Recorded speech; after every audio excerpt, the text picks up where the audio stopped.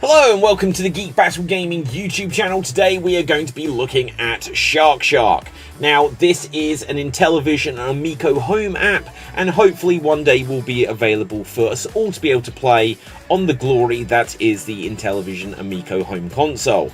So check this out if you haven't already got it, because this is going to get us one step closer to the reality of the home console actually being in physical form and in all of our hands. So I've been playing this on my Android device using my iPhone as a controller. It's a little bit bizarre, but it works actually quite well. My green screen is playing havoc with this, so without further ado, let's get on to the actual game. Bosh!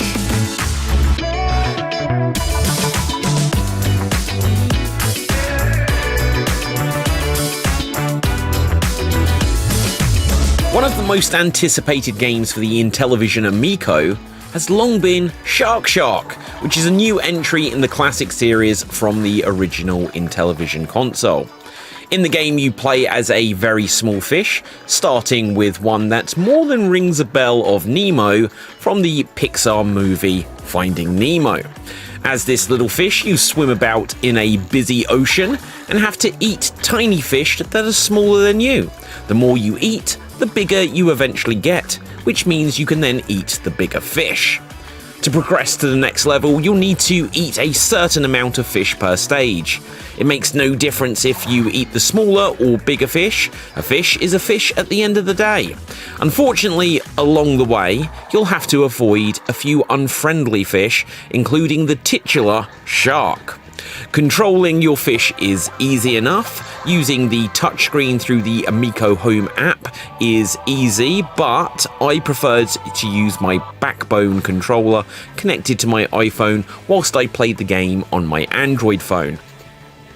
I did try using the tablet that I'd used previously, which is a Kindle Fire HD 8, but by the time I got to level 3 it crashed 2 times, so I kind of gave up and just went back to using my phone.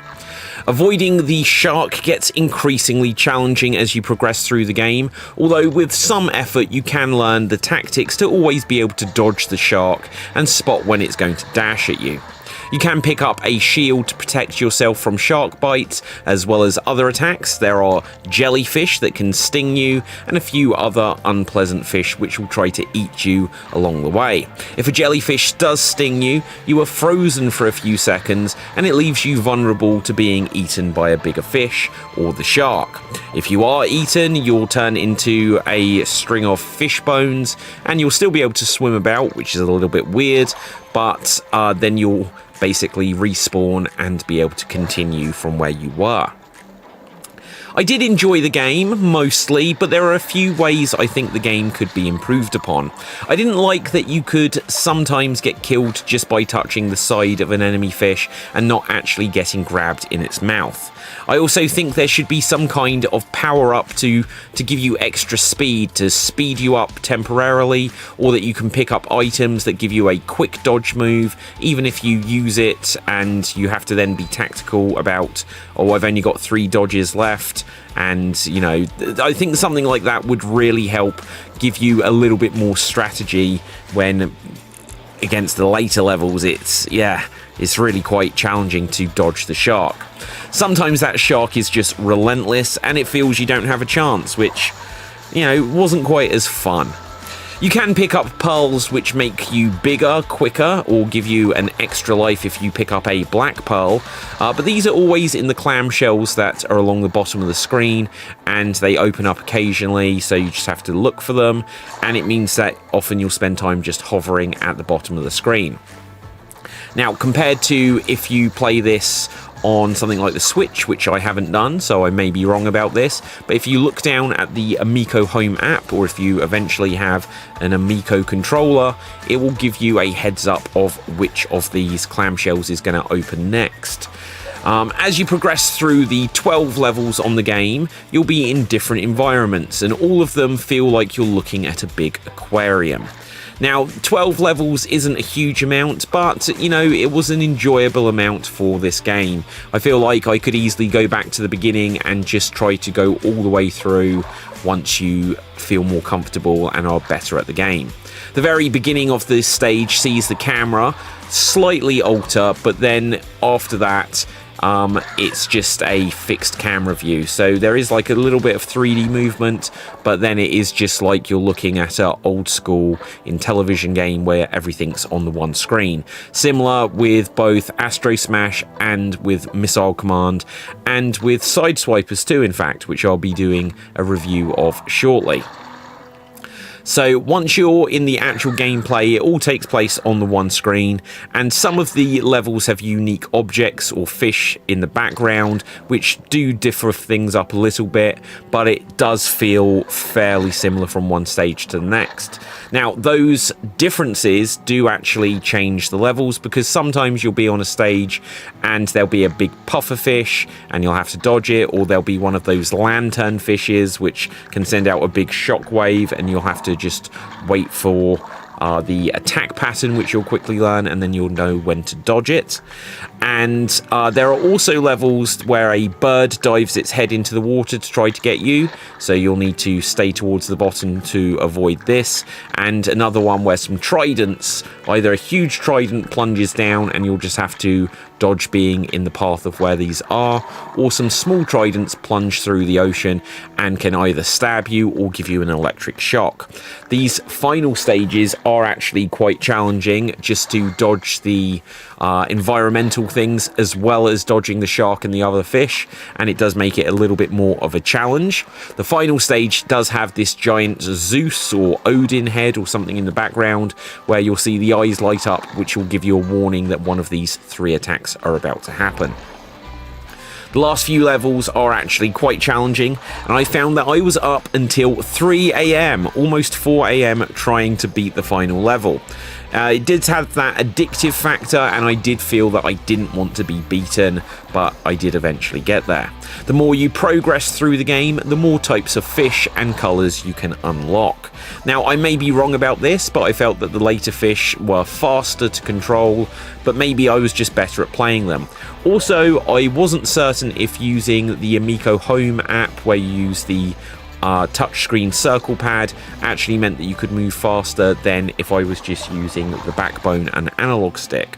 But maybe I'm just wrong. But I didn't know if the analog stick just wasn't providing full analog control and was then just moving me along slightly slower.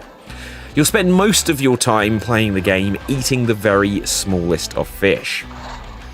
Feels like the bigger you get, the more you actually do slow down.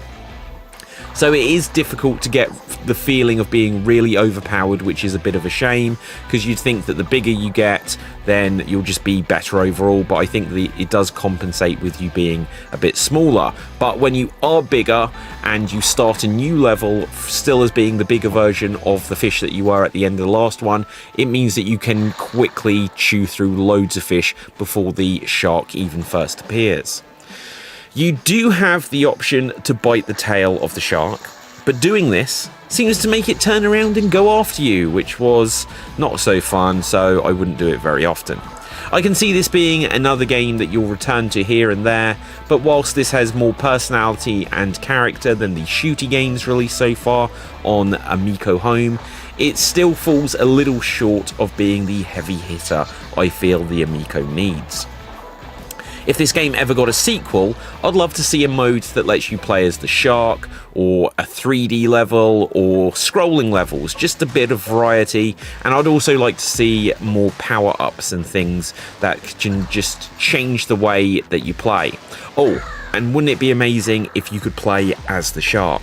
The graphics are simple, but fun, and with the pleasant music, it does have the kind of soothing factor like you'd get from being at an actual aquarium. And look, this game is also available on other platforms along with Amico Home, so whilst I'm determined to play things with the Amico experience on Amico Home and maybe eventually on an Amico console, I'm sure having the physical controls that you'd get on Switch or Xbox or PC might make it a slightly easier experience. So that's going to wrap things up here for my review of Shark for the Intellivision Amico Home, which you can get on Android phones. You can now get the Amico Home controller app for your iPhone, which is how I played it for this review. Hopefully you'll be able to get Amico Home on iPhone and iPad and stuff like that super soon as well. So that's my review of Shark for the Amico Home app. So whether you have a physical product and you have registered this, or whether you have it on another platform like the Switch, I hope you've enjoyed this. If you haven't done so already, I would really appreciate if you would smash that subscribe button at www.youtube.com/@geekbattlegaming. Also check out the written review at www.extremes.tv. You can check out any of our other YouTube channels and stuff that we've got going on, because there's a whole lot of stuff. We've recently had Intellivision Amico Home reviews of Astro Smash and Missile Command, and we're about to have the Sideswipers one go up as well, and we're going to have a video which will go over where I feel that Intellivision Amico Home is at the moment, at the end of 2023, what we can hope for in 2024. And with that, until next time, stay safe, always stay extremed, and ciao for now. Boom, and we're off the air.